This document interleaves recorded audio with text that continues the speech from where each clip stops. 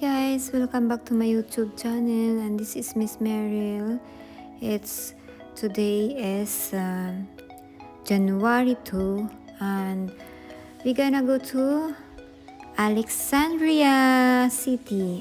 So wala pang pasok ang mga bata guys. So nagdesisyon ang mga amo ko na pupunta kami ng Alexandria, at gustong-gusto ko din na pumunta doon. Kahit na second time ko nang puntahan yung Alexandria City guys. At yun nga, kunti lang yung aming dala dahil one night and one day lang naman kami doon. At yung alaga ko ay medyo antok pa yan siya kasi nga late na rin siyang natutulog ngayon kasi walang klase.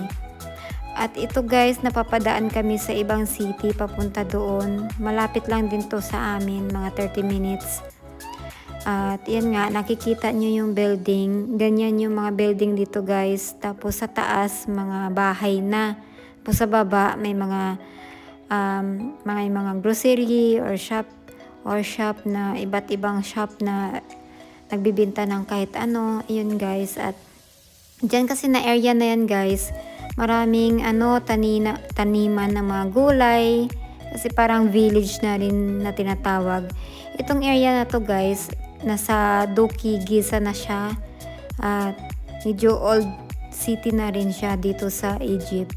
At yan nga, maraming building na rin na sobrang luma. At karamihan ditong nakatira ay medyo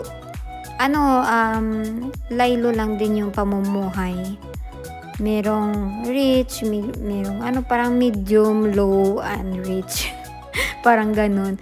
At itong area na to guys, nakikita nyo may lake dyan kasi medyo malapit na rin kami sa Alexandria, sa Escandaria na tinatawag nila. Kung dito kasi sa Egypt, yung tawag nila sa Alexandria ay Escandaria. Nung una, hindi ko talaga maintindihan bakit Escandaria yung tawag nyo. Yun talaga yung tawag nila sa sa city. So ayan na guys, malapit na kami sa main ng city ng Alexandria. So at marami na rin ditong mga building, mga lumang building. You know guys, yung Alexandria talaga guys, sobrang luma ng city. At maraming lumang mga structure dito na magaganda talaga. At makikita mo talaga sa picture. At saka yan na guys, yan yung gustong gusto ko dito kasi nga yung main road dito ay nasa tabing dagat lang guys. At sobrang lamig talaga dito sa Alexandria kasi nga dito kasi malapit sa dagat at sobrang lamig yung weather dahil winter na rin dito sa Egypt.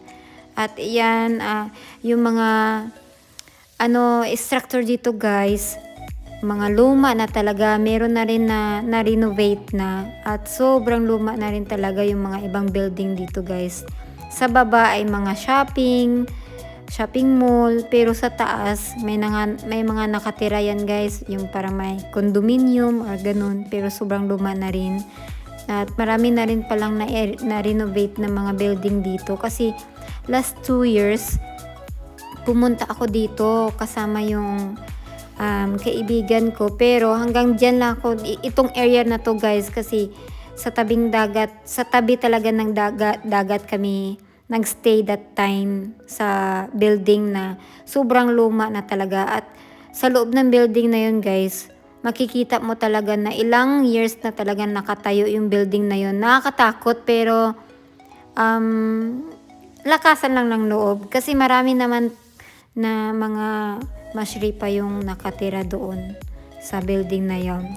So yun guys, papunta kami ng Citadel at nakikita nyo yung alon.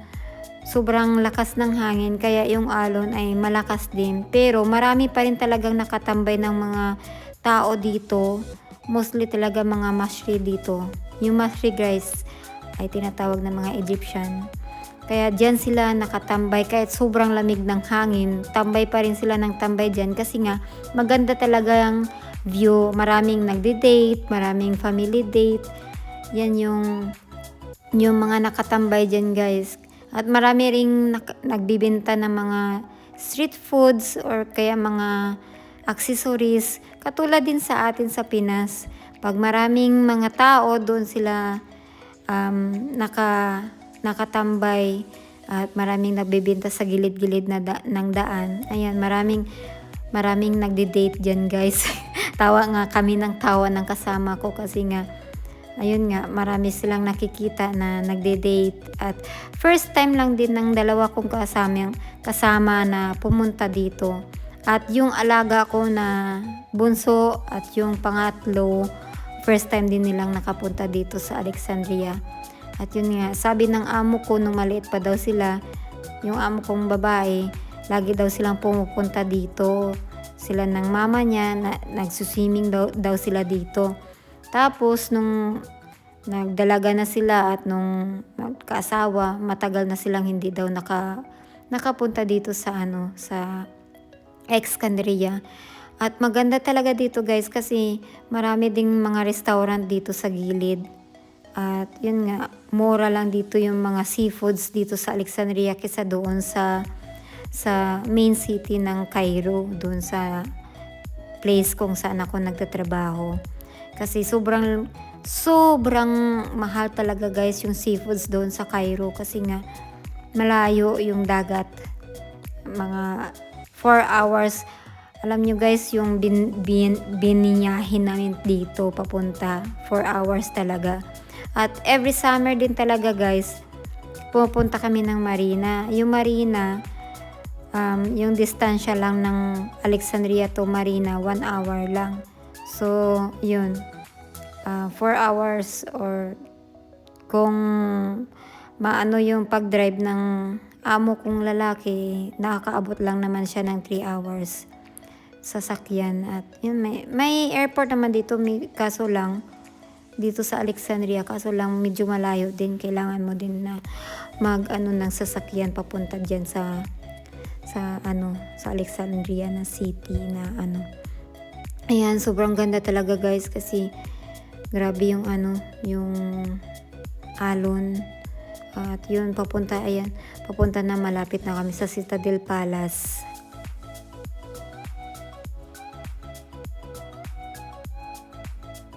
At ayan, guys, meron din dito na tinatawag nilang kalisa. At sumakay nga kami dyan ng gabi na yun. At yun, marami ring nagbibenta ng mga lubo. At ayan, guys, kita nyo yung mga fishing boat. Yan, maraming fishing boat dyan na naka-loading dock. At yung mga restaurant, kasi maraming restaurant dyan. Kaya yung mga restaurant, binibili nila yung mga isda or mga seafoods dyan sa mga may-ari ng fishing boat na yan, guys. At ayan, malapit na rin kami. At marami, ayan, guys, nakikita nyo yan, marami din talaga parang sa Binondo or Divisoria lang din na sa gilid-gilid na nagbibenta ng mga accessories, mga pwede, pero ayaw kong bumili kasi nga hindi ko naman kailangan at ayaw kong mamili ng kahit dahil nakakabigat lang din sa bagay. Ayan, nandito na kami, guys. Excited yung dalawa kong kasama at sobrang lamig talaga ng hangin dyan, guys. Yung kasama kong dalawa hindi nagbitbit ng jacket na heavy, so pagdating nila dyan, ay grabe yung panginginig nila. Kaya nga sinabihan sila na ng amo kong babae, pati hindi daw sila nagbitbit ng jacket na heavy. So ayan, nandyan na kami, nakapasok na kami sa palace. At alam nyo ba, guys, napakaganda talaga dito sa loob. Pati yung structure ng palasyo na to, guys. At makikita mo talaga yung ginamit na hollow block. At yan, guys, nakikita mo yung hall na yun na parang wishing well. Diyan daw kumukuha ng tubig sila na pang-inom or panggamit sa pagluto. So bumaba ako diyan at ayan yung mosque, guys, na tinatawag nila sa loob ng palasyo. Diyan sila nagpi-pray lahat pag time na nila ng pray. At marami din na ibinago dito guys sa palasyon na to, kasi sa sobrang ilang years na dumaan, marami na ring nagkanda sira-sira, at marami na rin talaga na siyempre ilang years na rin. Ayan. At hindi ko alam kung pinalitan ba nila nilagyan ba nila ng tiles or ano. At ayan guys yung mga nilagay diyan na mababasa mo kung ano yung kung saang patungkol yung yung lighthouse, yung may lighthouse diyan. Tapos yung sa palasyo, at kung sino yung nagtayo ng palasyo na to guys.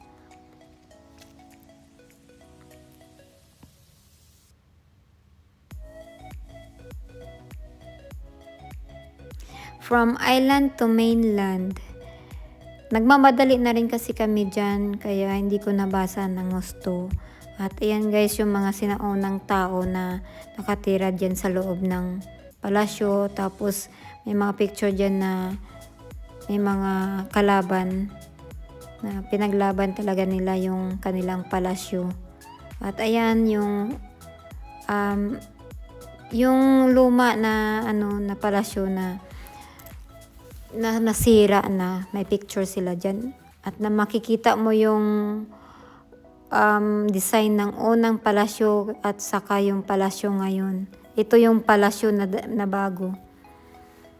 At yun na nga guys yung nakikita nyo sa pictures ko. Makikita nyo yan sa account ko na may mga picture ako ng palasyo na to. At yan, paakyat kami niyan kasi hanggang third floor yata yan eh.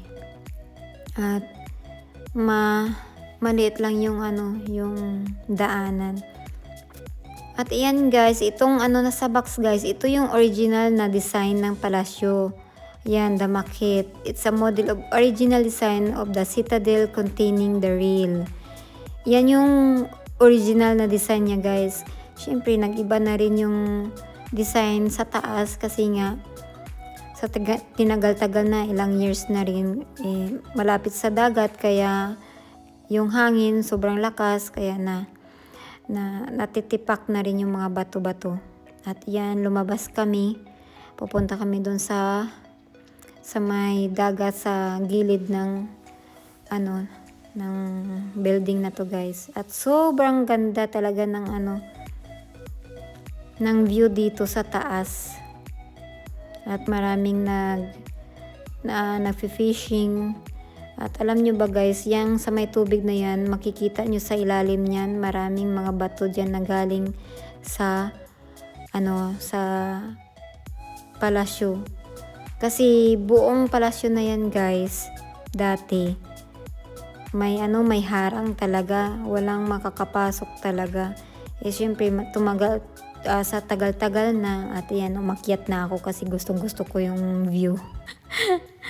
At sobrang hangin, kaya parang nangingilo yung paa ko, pati yung tiyan ko parang nangingilaw na rin dahil sa sobrang taas.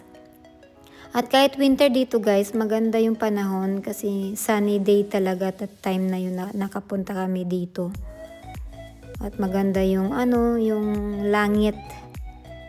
At marami na rin mga bangka dyan, mga boat, mga At after namin sa Citadel na mag-visit, ayan, sumakay kami ng Kalisa.